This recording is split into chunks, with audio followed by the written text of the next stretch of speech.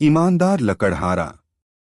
एक समय की बात है, एक छोटे से गांव में रामू नाम का एक ईमानदार लकड़हारा रहता था। वह हर दिन जंगल जाकर लकड़ियां काटता और उन्हें बाजार में बेचता था।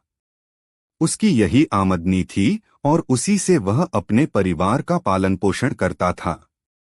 एक दिन रामू हमेशा की तरह जंगल में लकड़ियां काट रहा था।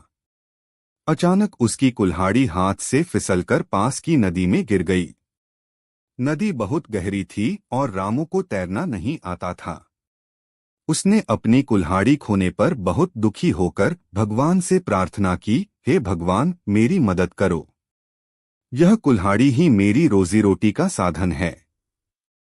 रामू की सच्ची प्रार्थना सुनकर नदी से भगवान प्रकट हुए और उन्होंने रामू से पूछा, तुम्हारी कुल्हाड़ी कहाँ गिरी है?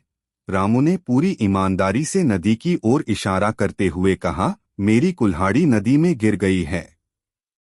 भगवान ने अपनी शक्ति से नदी में गोता लगाया और एक सोने की कुल्हाड़ी निकालकर रामू को दिखाते हुए पूछा, क्या यह तुम्हारी कुल्हाड़ी है? रामू ने तुरंत उत्तर दिया, नहीं, यह मेरी कुल्हाड़ी नहीं है।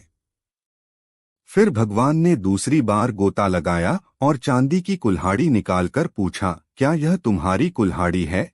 रामू ने फिर से मना करते हुए कहा, नहीं, यह मेरी कुल्हाड़ी नहीं है।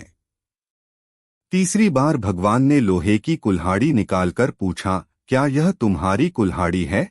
रामू ने खुशी से उत्तर दिया, हाँ, यही मेरी कुल्हाड़ी है। रामू की ईमानदारी से प्रभावित होकर भगवान ने उसे सोने और चांदी की कुल्हाड़ियां भी भेंट में दे दी।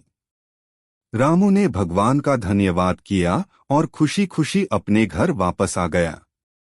कहानी से सीख, ईमानदारी सबसे बड़ी नीति है। ईमानदारी का फल हमेशा मीठा होता है।